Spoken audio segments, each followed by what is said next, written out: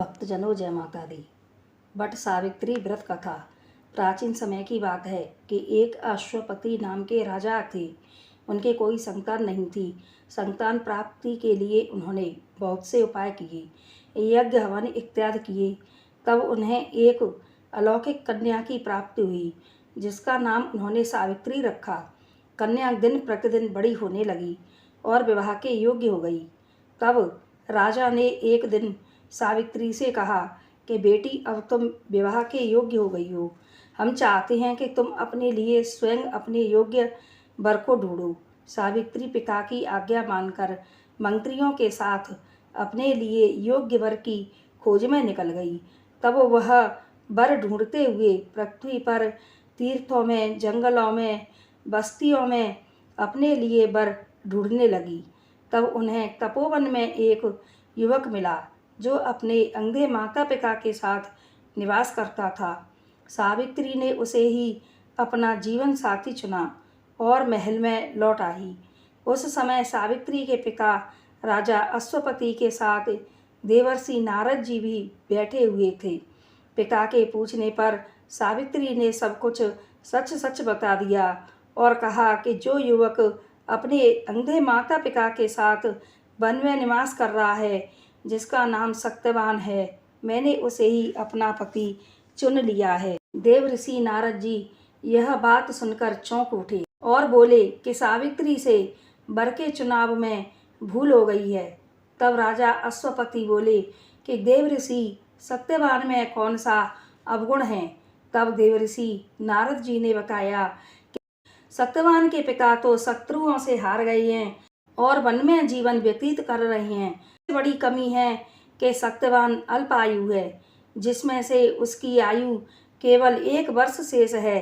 तब सावित्री के पिता ने सावित्री को बहुत समझाया, लेकिन सावित्री ने कहा कि पिताजी, भारतीय नारी केवल एक बार अपने पति का चुनाव करती है।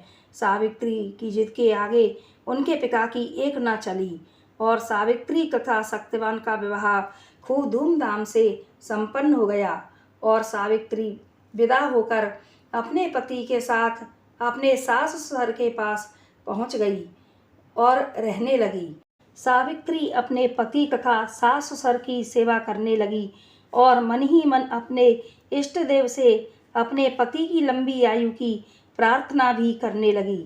जब सत्यवान का 1 वर्ष पूरा होने वाला था, तब सावित्री ने 3 दिन पहले से व्रत रखना प्रारंभ कर दिया। जब 1 दिन शेष रह गया, तब सत्यवान लकड़ी काटने जंगल जाने लगा। तब सावित्री ने कहा कि नाथ, मैं भी आपके साथ चलूंगी। इस तरह सावित्री सत्यवान के साथ लकड़ी काटने जंगल पहुंच गई। सत्यवान लकड़ी काटने लगा, तब उसके सिर में असहनीय दर्द होने लगा और सावित्री समझ गई कि उसने सत्यवान को लिटा लिया और रोने लगी। इतने में उसे एक आकृति दिखाई दी। तब उसने पूछा कि आप कौन हैं देव। तब यमराज ने कहा कि मेरा नाम यमराज है और मैं सत्यवान के प्राण लेने आया हूँ। तब सावित्री ने कहा कि पृथ्वी लोक पर प्राणियों के प्राण लेने के लिए तो तुम्हारे दूत आते हैं, आज आपको कैसे आना पड़ा।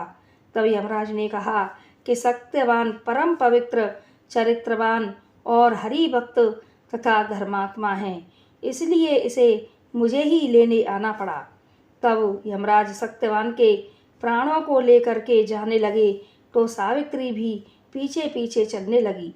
तब यमराज ने कहा कि सावित्री, तुम मेरे पीछे पीछे क्यों आ रही हो। तब सावित्री ने कहा कि जहाँ मेरे पति जाएंगे वहीं पर मैं भी जाऊंगी।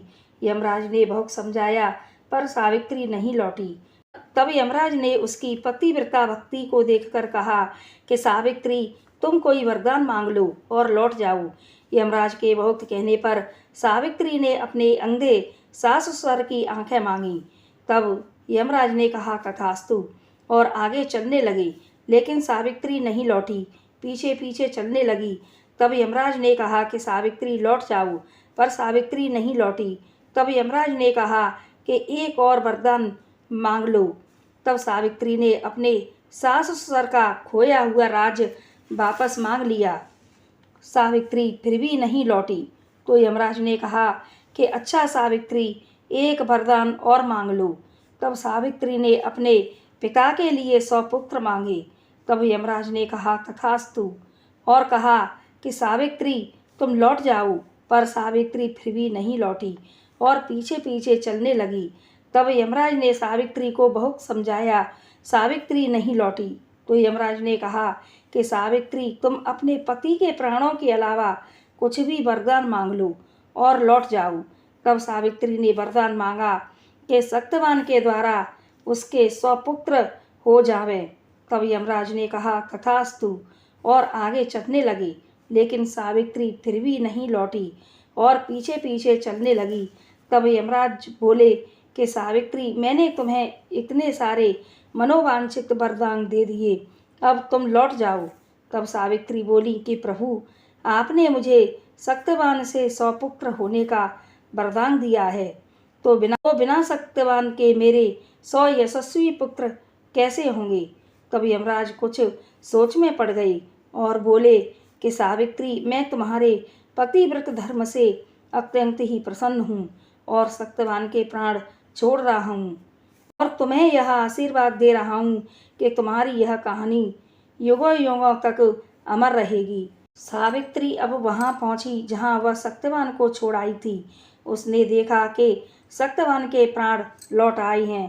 तब वह दोनों घर वापस लौटने लगे और आकर के देखा कि उसके सास ससुर की आंखें वापस आ चुकी हैं और खोया हुआ राज्य भी मिल चुका है। सावित्री घर आकर अपने सास ससुर तथा पति के साथ बहुत खुश हुई और समय आने पर उसके पिता को भी 100 पुत्र प्राप्त हुए।